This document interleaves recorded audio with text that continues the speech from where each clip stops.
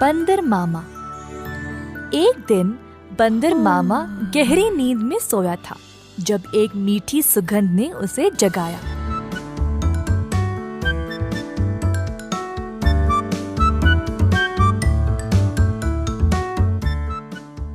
अपनी टोपी और जूते पहनकर बाहर निकल पड़ा खुशबू सूंघते सूंघते। बंदर मामा ने देखा कि ये सुगंध एक मिठाई की दुकान से आ रही थी। अंदर गया तो उसने कई प्रकार के मिठाइयों को देखा। एक लड्डू को देखकर बंदर के मुंह में पानी आ गया। जैसे ही बंदर लड्डू को उठाने गया, दुकान की मालकिन भालू ने बंदर का हाथ पकड़ के रोक दिया।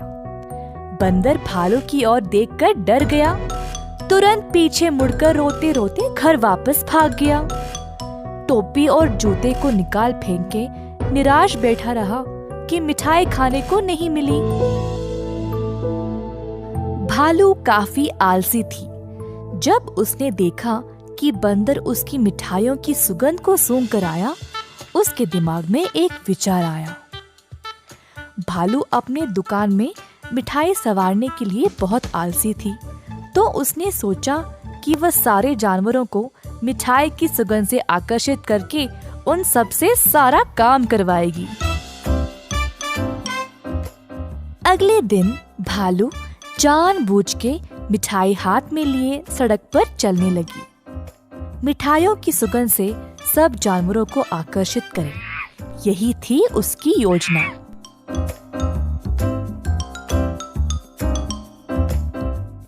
खुशबू फिर से बंदर मामा तक पहुंच गई। इस बार बंदर मामा से रहा नहीं गया और उनका जी ललचाया। वह किसी भी हालत में मिठाई खाना चाहता था। बंदर मामा चुपके से दुकान के बाजू वाले पेड़ पर लटकने लगा। जब भालू देख नहीं रही थी, तब बंदर मामा ने लड्डू उठाया और झट से मुंह में डाला। परंतु लड्डू गरम गरम था और बंदर मामा का मुंह ही जल गया। बंदर मामा को बहुत गुस्सा था। जल्दी घर भागा और पानी पी लिया।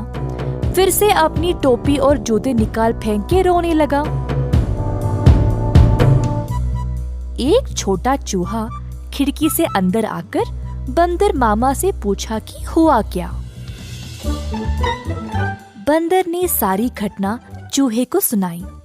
चूहे ने बोला कि उसके साथ भी ऐसा ही कुछ हुआ था। हमारे साथ भी कुछ ऐसा ही हुआ था। हमें भी वो मिठाई चखनी है। मेरे पास एक योजना है, लेकिन कुछ दोस्तों की मदद की आवश्यकता होगी। चूहा जल्दी से गया और कुछ दोस्तों को लेकर बंदर मामा के घर वापस आया। चूहे की योजना के अनुसार सारे जानवर दुकान के खुलने से पहले ही वहां पहुंच गए। दुकान के पीछे के रास्ते से एक सुराख बनाया और अंदर घुस गए।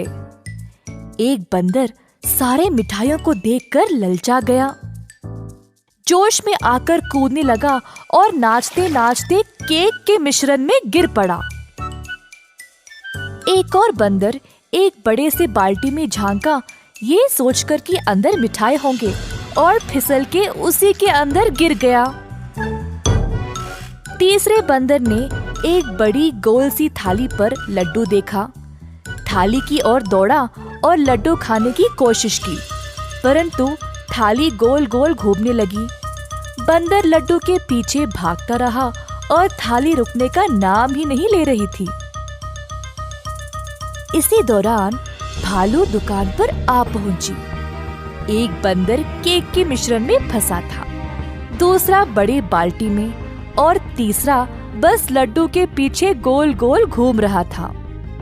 ये सब देखकर भालू आश्चर्यचकित रह गई और सोची कि ये बंदर यहाँ चोरी करने आए हैं। जल्दी से एक छड़ी उठाई और बंदरों को मारने ही वाली थी, जब एक बंदर ने बोला, हम यहाँ चोरी करने नहीं आए हैं। हम केवल आपकी मिठाई को चखना चाहते थे।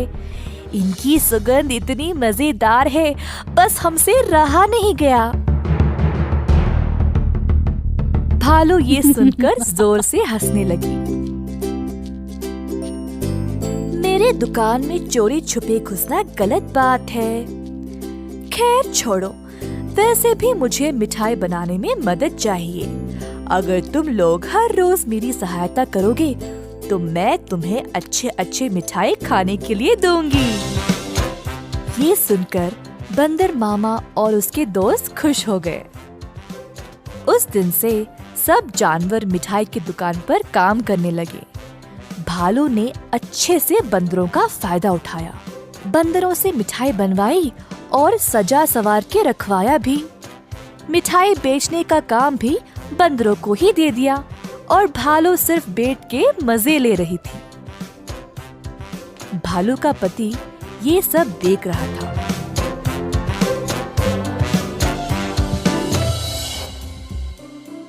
तुम तो रोज इतना काम करती हो, परंतु आज आराम से बैठकर मिठाई खा रही हो। दुकान भी बंदरों से भरा पड़ा है। ये क्या हो रहा है यहाँ पे? बंदरों ने मेरा काम आसान कर दिया है। वे खुशी खुशी सारा काम कर रहे हैं और बदले में मुझे ज्यादा कुछ देने की आवश्यकता भी नहीं। बस दिन में एक एक मिठाई देके काम चला रही हूँ। बंदर मामा कोने में इन दोनों की बातें सुन रहा था और ये सब जानकर उसे बुरा लगा। बंदर को एहसास हुआ कि भालू उसका और उसके दोस्तों का इस्तेमाल कर रही थी।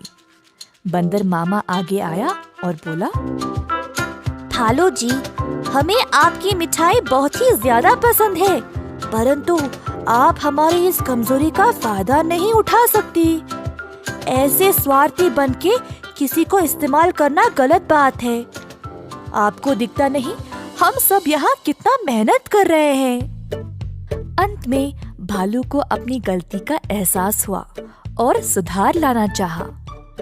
उस दिन से भालू और उसका पति दोनों दुकान पर जाकर बंदरों का हाथ बटाने लगे और सही पगार भी देने लगे।